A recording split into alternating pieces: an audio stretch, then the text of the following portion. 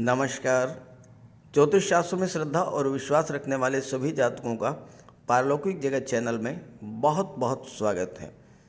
17 जनवरी 2023 शाम 5:04 पर कर्म फलदाता न्याय के देवता शनिदेव राशि परिवर्तन करके अपनी मूल त्रिकोण राशि कुंभ राशि में गोचर कर चुके हैं। शनिदेव के इस राशि परिवर्तन के साथ ही कुंभ राशि के जातकों के जीवन में 7.5 के द्वितीय चरण की शुरुआत भी हो जाएगी। लेकिन आपको शनिदेव के इस गोचर से डरने या घबराने की बिल्कुल भी आवश्यकता नहीं है, क्योंकि शनिदेव अपनी मूल त्रिकोण राशि में सर्वथा श्रेष्ठ फल ही प्रदान करते हैं। देखिए, शनिदेव अगर आपकी जन्म कुंडली की बात कर रहा हूँ, शनिदेव अगर आपकी जन्म कुंडली में उच्च की स्थिति में है, स्वराशि में है या मित्र राशि में गोचर कर रहे हैं तो 7.5 के दौरान भी बहुत अच्छा फल प्रदान करेंगे। लेकिन इसके विपरीत अगर शनि का गोचर आपकी जन्म कुंडली में शत्रु राशि, नीच की राशि में या शनि पाप प्रभाव में है तो स्वाभाविक तौर पर अशुभ फल प्राप्त होगा। शनि को न्याय का देवता कहा जाता है, कर्म फल दाता कहा गया है, तो शनि आपको आपके कर्मों के अनुरूप ही फल देंगे।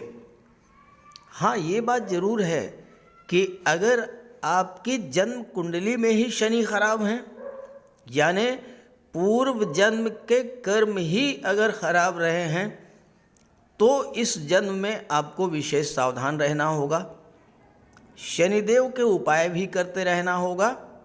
लेकिन हाँ, अगर इस समय गोचर में शनि अच्छी स्थिति में हुए, उच्च की राशि में हुए, स्वराशि में हुए या मित्र राशि में हुए तो अशुभ फलों में कमी आएगी और शुभ फलों में वृद्धि होगी।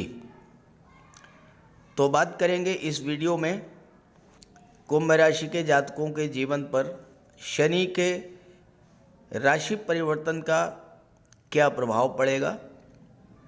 ये विश्लेषण आपकी चंद्र राशि के आधार पर किया जा रहा है और वीडियो के अंत में मैं आपको शनिदेव के उपाय भी बताऊंगा। दूसरी बात, मैंने अपना व्हाट्सएप नंबर शेयर कर दिया है, डिस्क्रिप्शन बॉक्स में आपको मिल जाएगा। लेकिन इस नंबर के अलावा कमेंट बॉक्स में दिए गए किसी भी नंबर पर भूल करके भी कांटेक्ट मत कीजिएगा, आपके साथ फ्रॉड हो सकता है। तो ये है कुंभ राशि के जातकों की कुंडली। शनिदेव का गोचर कुंडली के लग्न भाव में है और 17 जनवरी को जैसे ही शनिदेव ने लग्न भाव में कुंभ राशि में गोचर किया, पिछले 2.5 वर्षों से आप जो कष्ट झेल रहे थे उन कष्टों से अब आपको धीरे धीरे मुक्ति मिलने जा रही है।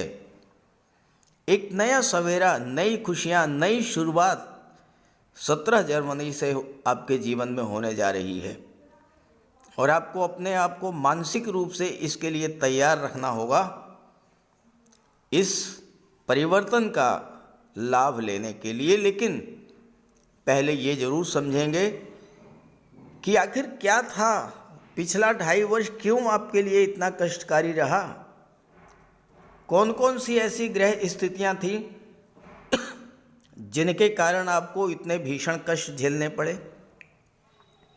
देखिए, शनि का गोचर जनवरी 2020 में आपकी कुंडली में मकर राशि में था और शनिदेव 12वें भाव में गोचर कर रहे थे।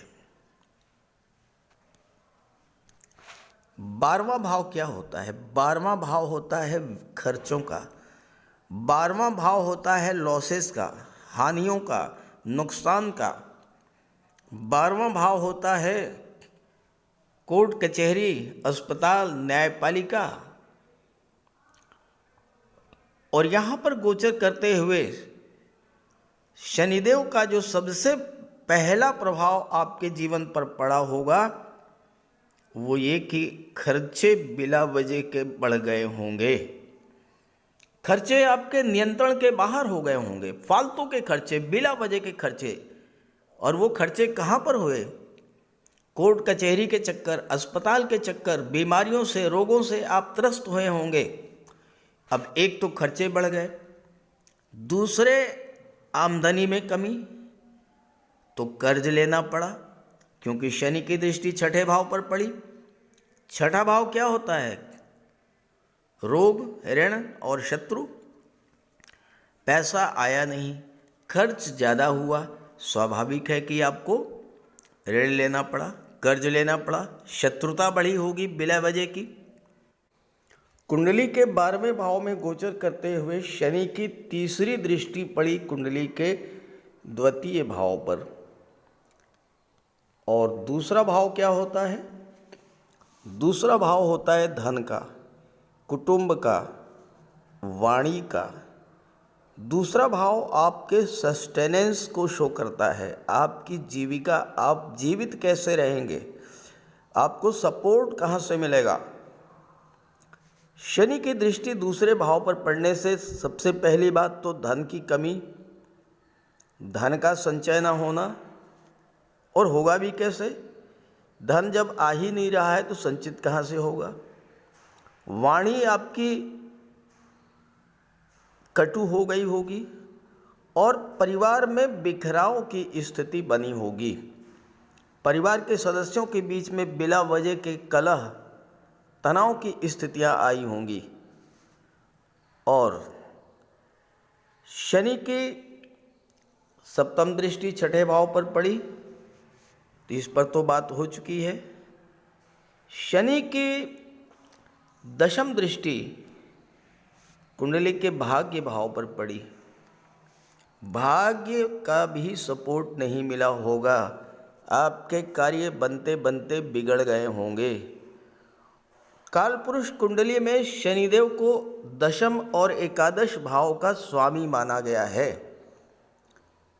दशवीं राशि मकर राशि, 11वीं राशि कुंभ राशि। शनिदेव मकर और कुंभ राशि के स्वामी हैं, यानी कालपुरुष कुंडली के दशम और एकादश कर्म और लाभ के भाव के स्वामी माने गए हैं।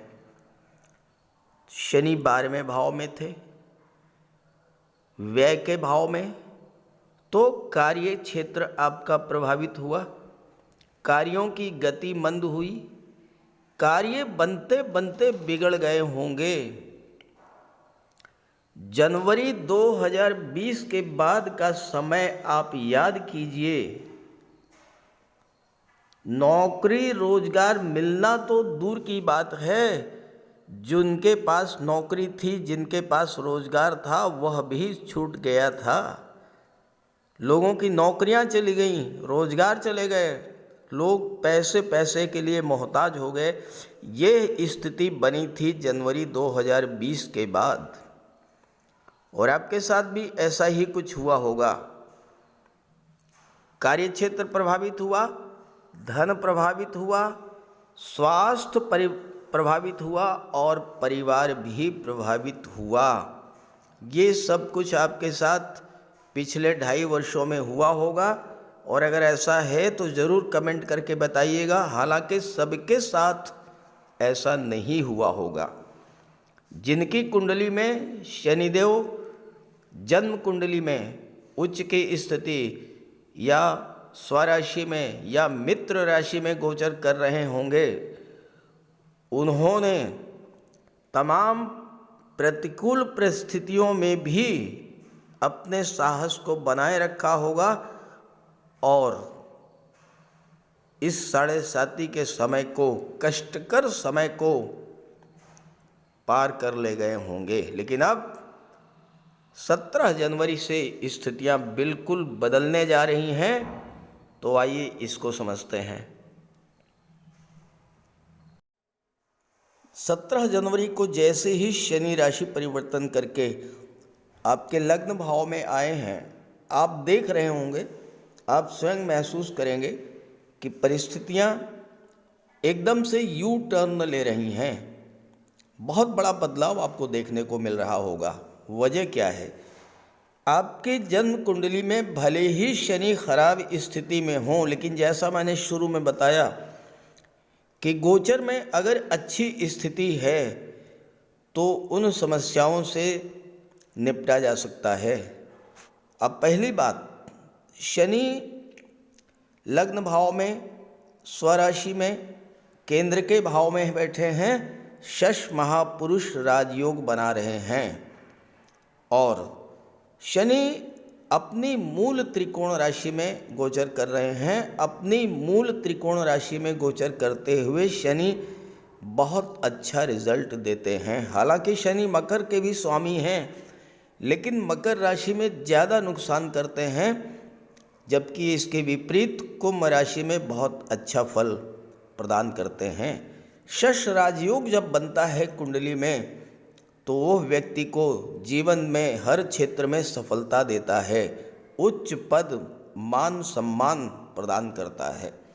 और ये शनि का गोचर आपकी कुंडली में 30 वर्षों के बाद होने जा रहा है। बहुत ही महत्वपूर्ण गोचर है।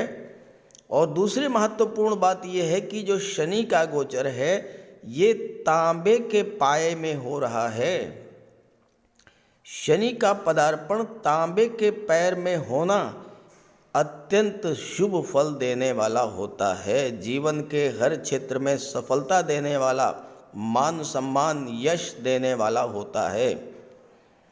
दूसरी महत्वपूर्ण घटना, कुंडली के दूसरे भाव में, धन के भाव में देवगुरु का गोचर है। धन भाव का स्वामी धन के भाव में ही गोचर कर रहा है, तो इससे अच्छी स्थिति क्या होगी धन के प्राप्ति के लिए।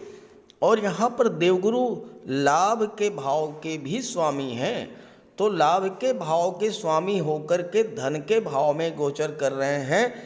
आपकी इनकम डे टू डे बढ़ने जा रही है। धन की प्राप्ति आप लगातार आपको होती रहेगी। आय के नए नए स्रोत बनेंगे। जहाँ तक दूसरा भाव परिवार का होता है, गुरु जिस भाव में बैठते हैं उस भाव का विस्तार करते हैं। संतान की भी प्राप्ति होगी। शादी ब्याह के मामलों में जो रुकावटें आ रही थीं, कन्याओं के विवाह नहीं हो पा रहे थे, वो रुकावटें दूर होंगी और विवाह भी होगा। और तीसरी महत्वपूर्ण जो घटना है वह है राहु का तीसरे भाव में गोचर करना। तीसरा भाव जो होता है इसे त्रिषडाय भाव बोलते हैं। त्रिषडाय भाव में अगर कोई पाप ग्रह बैठा हो वह अत्यंत शुभ फल देने वाला होता है। तो यहाँ पर राहु आपको राजनीति के क्षेत्र में, अभिनय के क्षेत्र में, ऑनलाइन बिजनेस के क्षेत्र में, ट्रैवल एंड टूरिज्म से संबंधित क्षेत्रों में, मार्केटिंग के क्षेत्र में बहुत अच्छा रिजल्ट देंगे। और राहु की दृष्टि भाग्य भाव पर पड़ेगी तो भाग्य के मामले में भी अभी तक जो रुकावटें थीं वह भी दूर होंगी और आपको भाग्य का सपोर्ट भी मिलेगा। इसलिए कुंभ राशि के जातक जो मेरी बात को सुन रहे हैं उनसे मैं कहना चाहूँगा कि अब अपने मन से नेगेटिव थिंकिंग को निकाल दीजिए। देखिए, एक और महत्वपूर्ण बात, कुंडली का जो पंचम भाव है उसके पंचम भाव में मिथुन राशि है और नवम भाव में तुला राशि है। अभी तक मिथुन राशि और तुला राशि दोनों पर शनि की ढैया गतिमान थी। शनि की ढैया गतिमान थी और वह शनि की ढैया जो है वो समाप्त होने जा रही है।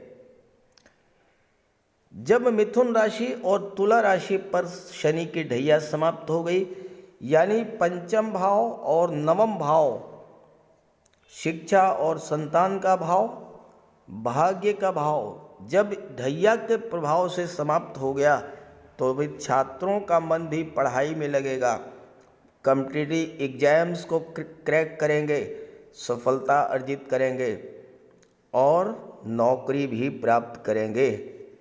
क्योंकि ढैया के कारण बुद्धि भी खराब और भाग्य भी खराब, माइंड भी डिस्टर्ब, मन पढ़ाई में ना लगना, किसी एक सब्जेक्ट पर फोकस ना कर पाना, मन में तरह तरह का भटकाव की स्थिति बनना, जो भी काम शुरू करना उसमें कोई ना कोई रुकावट आ जाना, ये सारी चीज़ें अब आपको समाप्त होती दिखेंगी।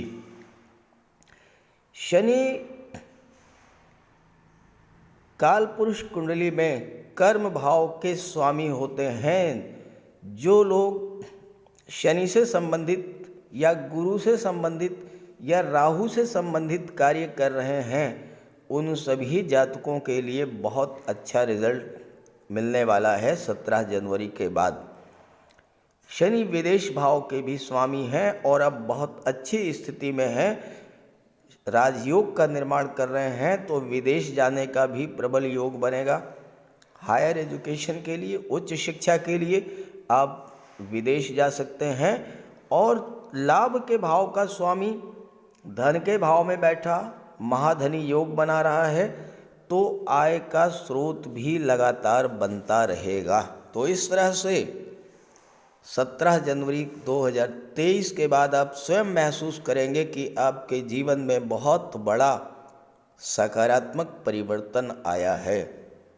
लेकिन चूँकि 7.5 का द्वितीय चरण गतिमान है, तो शनिदेव का उपाय तो आप अवश्य करते रहें, ताकि अगर किसी तरह की कोई नेगेटिव चीज़ आपके जीवन में घटित होने वाली है तो उसका भी निराकरण हो सके।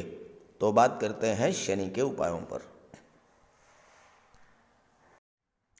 ज्योतिष शास्त्र में कहा गया है कि शनि जिस पर प्रसन्न होते हैं, यानी जिसका शनि ग्रह मजबूत स्थिति में होता है, तो शनिदेव रंक से राजा बना देते हैं। और शनि अगर कमज़ोर हुए, खराब हुए, तो राजा भी रंक हो जाता है।